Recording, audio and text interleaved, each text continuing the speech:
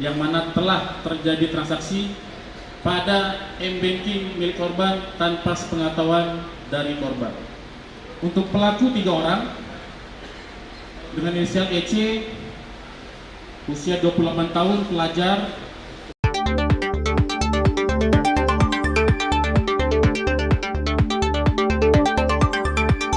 Polda Metro Jaya akan merilis tindak pidana penipuan ilegal akses melalui media elektronik dengan modus taspen.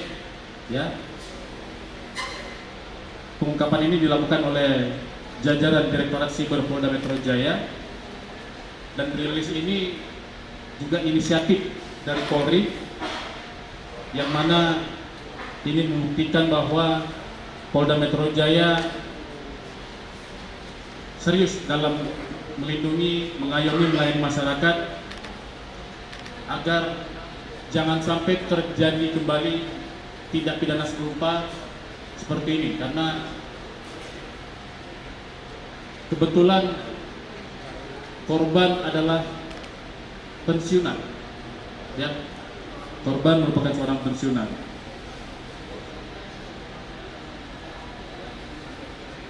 Kami jelaskan bahwa Direktorat Reserse Cyber Polda Metro Jaya melakukan pengungkapan kasus tindak pidana ilegal akses dan atau memindahkan sistem elektronik milik orang lain tanpa izin sebagaimana dimaksud pasal 6 Junto, pasal 30 dan atau pasal 48 Junto, pasal 32 Undang-Undang Nomor 1 Tahun 2024 tentang perubahan kedua atas Undang-Undang Nomor 11 Tahun 2008 tentang informasi dan transaksi elektronik, yang mana telah terjadi transaksi pada M-Banking milik korban tanpa sepengetahuan dari korban. Nanti di sini modus dan bagaimana cara pelaku melancarkan aksinya akan disampaikan oleh Kasubdit Siber Polda Metro Jaya nanti, dan ini perlu disampaikan pada masyarakat sekalian agar masyarakat paham dan tahu sehingga bisa menjadi menjadi pedoman atau menjadi barier atau untuk melindungi dirinya, jangan sampai menjadi korban berikutnya dalam tindak pidana cyber. Ya.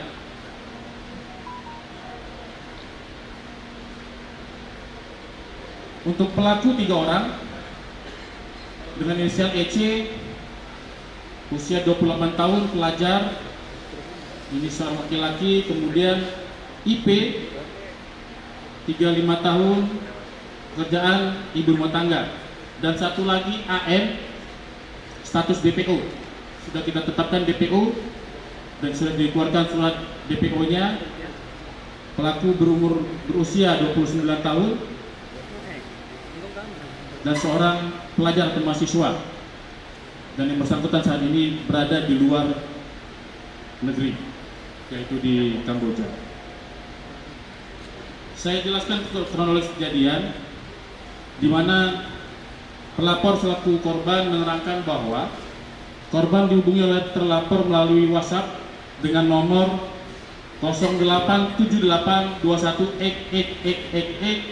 yang mengaku dari pihak Taspen.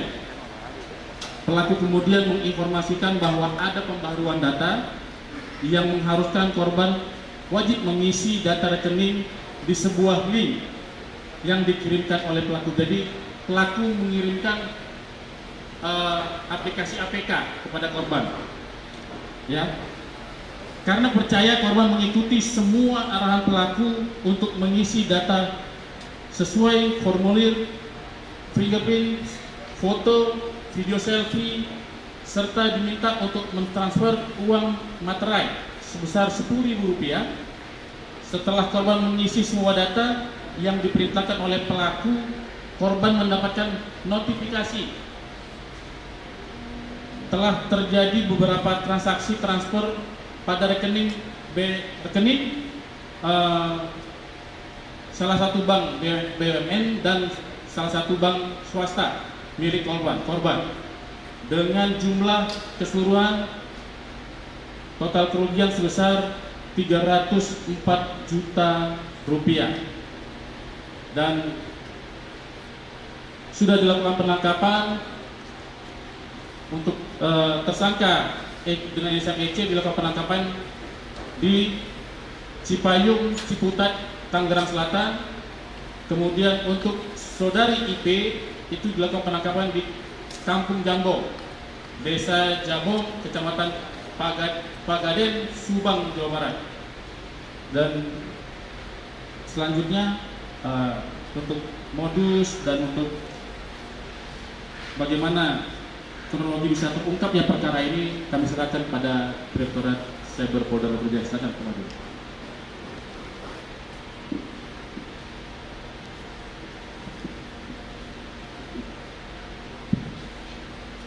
Terima kasih Bapak Kasubdit Penmas.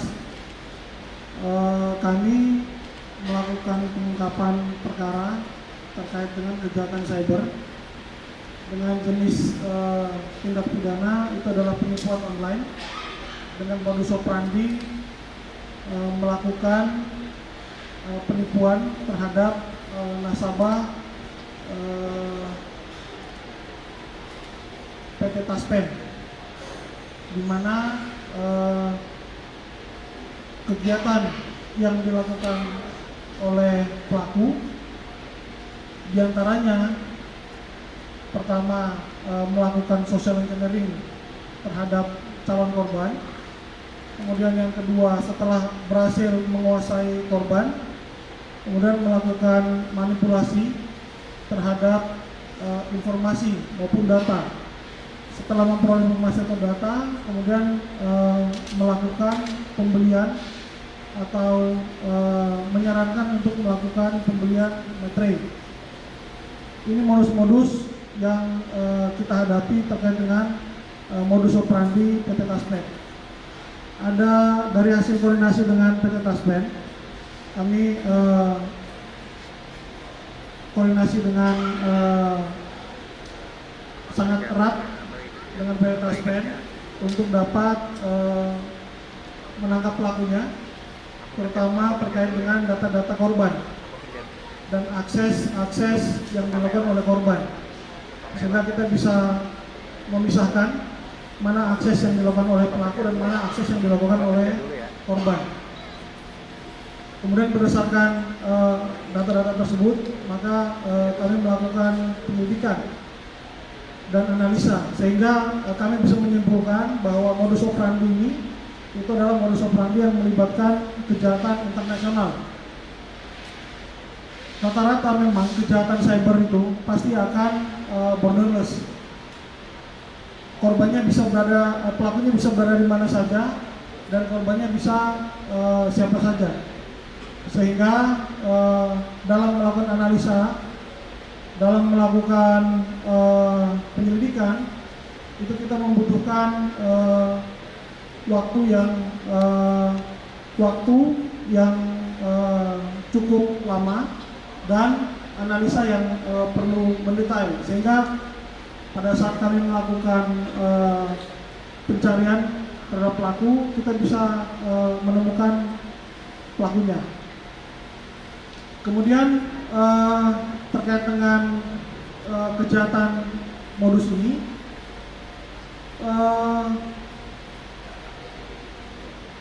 sering memanfaatkan atau melakukan nanti akan dijelaskan oleh Kasubdit Cyber terkait dengan kata-kata yang diucapkan kepada korban, sehingga korban merasa mau untuk memberikan data atau informasi yang dimiliki kepada pelaku. Untuk lebih jelasnya nanti akan disampaikan oleh Kasubdit Cyber. Waktu dan tempat saya silakan.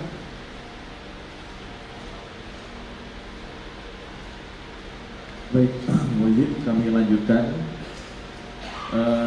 Kami jelaskan bahwa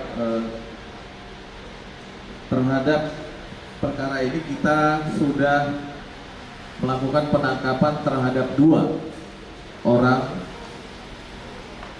tersangka inisial EC dan IP, di mana kedua orang ini EC berperan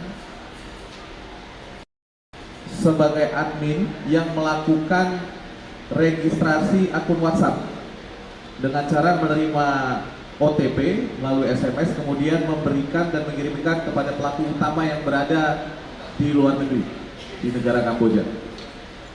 Kemudian tersangka juga yang mencari dan membeli kartu-kartu perdana dan melakukan registrasi terhadap nomor-nomor tersebut. Dari tersangka EC diamankan seperti kita lihat di depan, banyak barang bukti SIM card baru yang digunakan untuk sebagai akun WhatsApp oleh pelaku di Kamboja dan melakukan penipuan terhadap korban-korban yang ada di Indonesia. Kemudian terhadap tersangka yang kedua yaitu IP,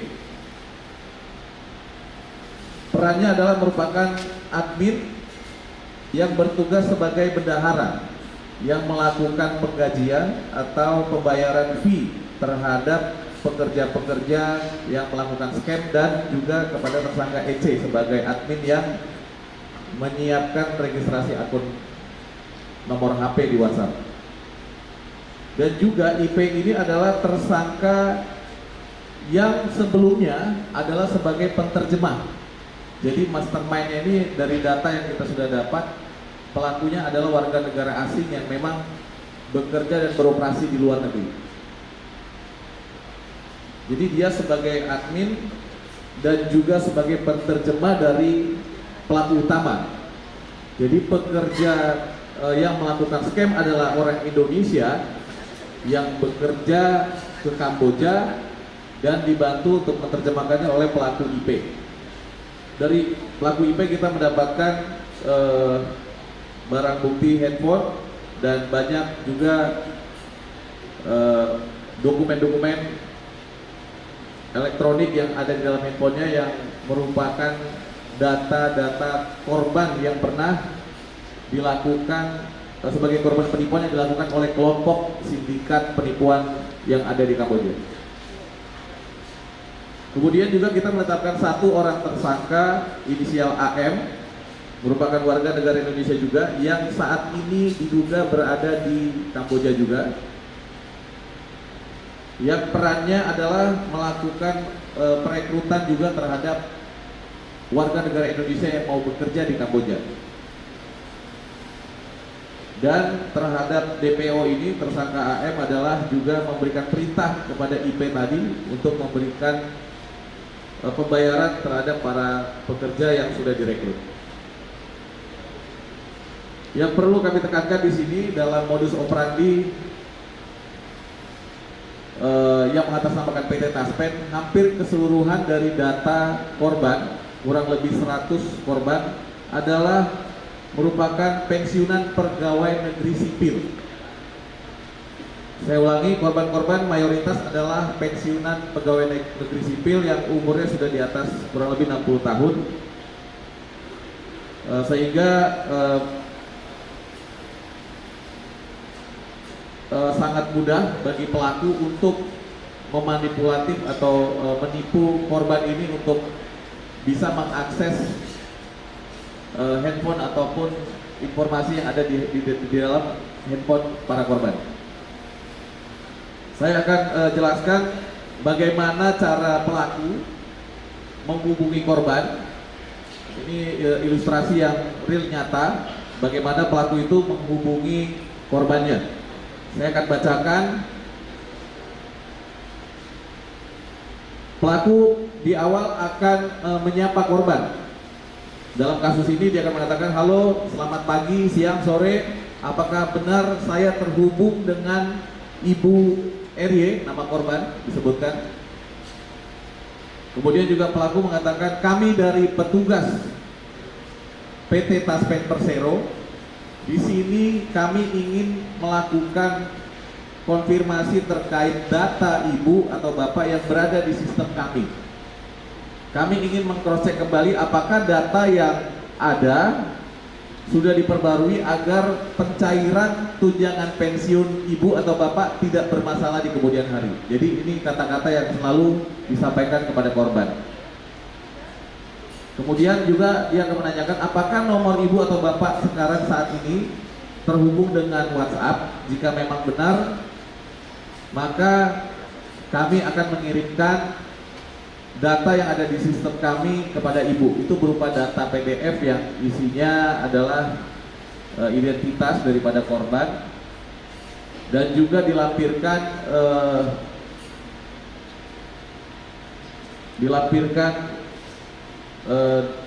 link yang akan diarahkan untuk mendownload aplikasi Taspen yang palsu yang digunakan oleh pelaku. Kemudian pelaku akan mengirimkan file PDF dan mengarahkan korban untuk mendownload dan melihat isi dari dokumen PDF tersebut. Setelah PDF tersebut didownload oleh korban, pelaku juga akan mengatakan, sekarang ibu saya minta untuk video call dengan tujuan agar melakukan verifikasi wajah dan tidak boleh diwakilkan oleh orang lain. Selanjutnya pelaku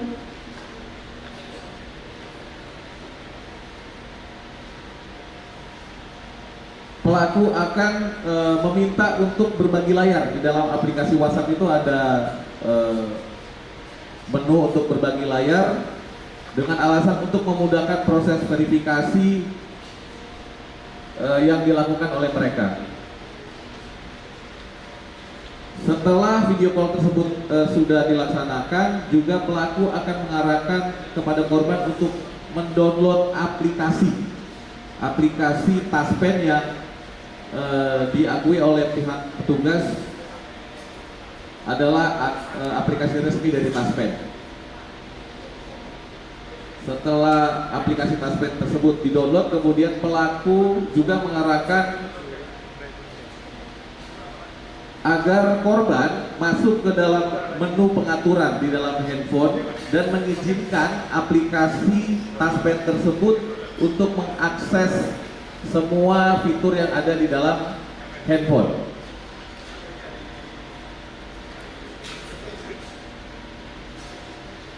Kemudian juga pelaku akan mengarahkan agar korban membuat username dan password dari aplikasi tersebut dengan menggunakan username dan password yang biasanya sering ibu atau bapak buat supaya tidak lupa. Nah, ini disinilah korban biasanya dengan spontan dia akan membuat username dan password yang biasa digunakan mereka, karena korban mayoritas adalah pensiunan yang sudah umurnya sudah tua.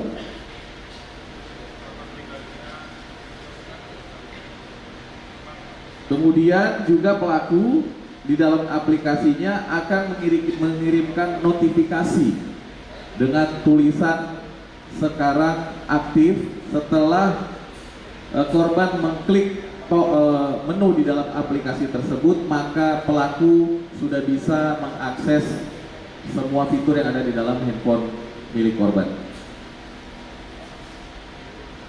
Berikut demikian cara-cara atau bagaimana pelaku bisa mengambil alih semua fitur dan akun perbankan milik korban. Selanjutnya pelaku akan mentransfer semua rekening milik korban yang sudah mereka identifikasi.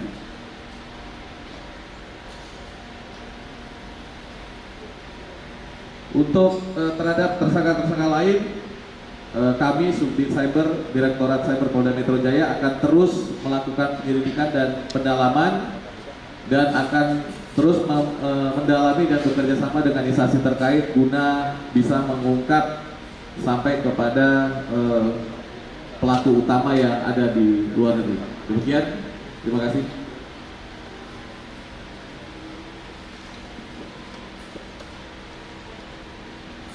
Jadi Bapak Ibu sekalian, kami dari Polda Metro Jaya mengingatkan bahwa apabila melihat modus dari apa yang disampaikan oleh jajaran Direktorat Siber Polda Metro Jaya, kami mengingatkan kembali ada beberapa poin yang betul-betul harus diwaspadai, ya, karena sebenarnya kalimat-kalimat ini sebenarnya dari awal kita sebagai konsumen atau orang yang ditelepon sudah langsung memberikan rasa curiga, sudah langsung harus menimbulkan rasa curiga, seperti ya mengirimkan tautan dan meminta untuk mendownload aplikasi Taspen, ya. Kemudian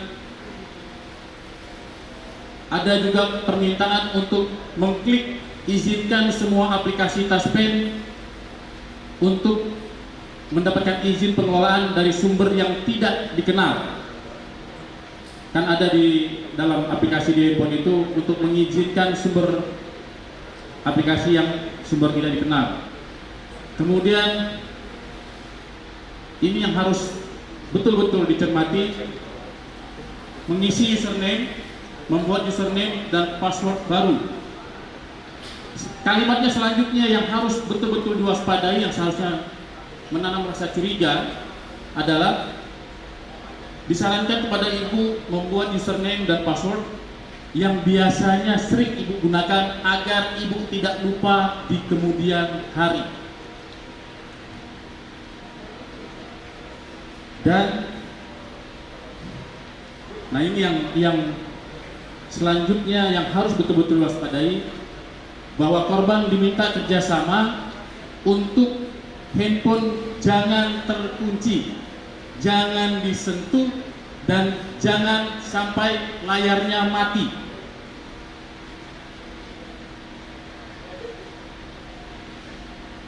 Jadi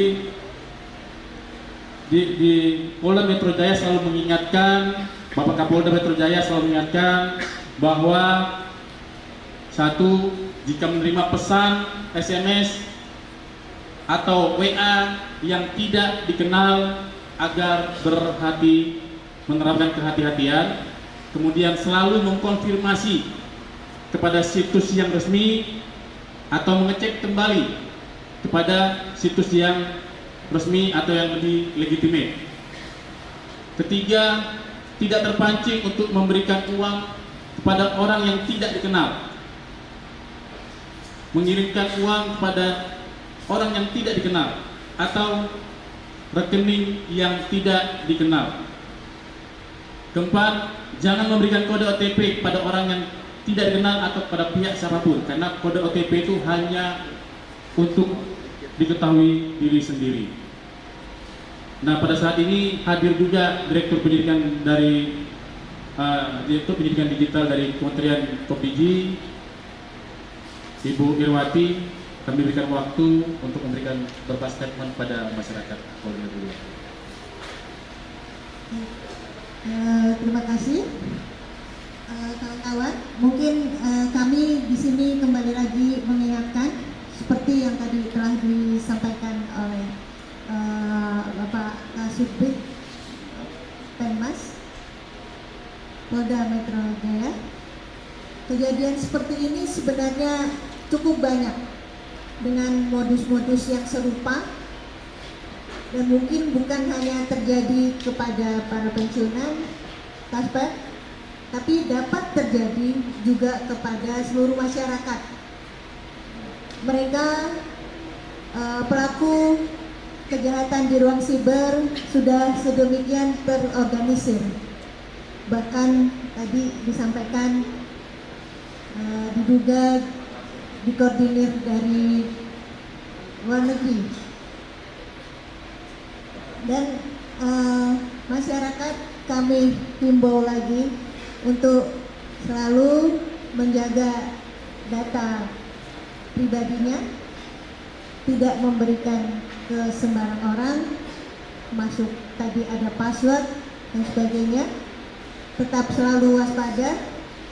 Seperti tadi yang disampaikan, bisa jadi link website yang disebutkan link website Taspen itu ada fake gitu ya, imitasi saja gitu ya, dan ini bisa dijerat melalui undang-undang ITE kita oleh pasal-pasalnya dan bisa dikenakan pidana. Kembali lagi, mudah-mudahan masyarakat dengan rilis ini yang kami sangat dukung, Bapak bisa semakin mengerti dan tidak terulang lagi, dan bisa menimbulkan efek jera juga kepada para pelakunya. Demikian, terima kasih. Terima kasih Ibu. Kemudian hadir juga di sini Corporate Secretary dari PT Taspen, Pak Hendra.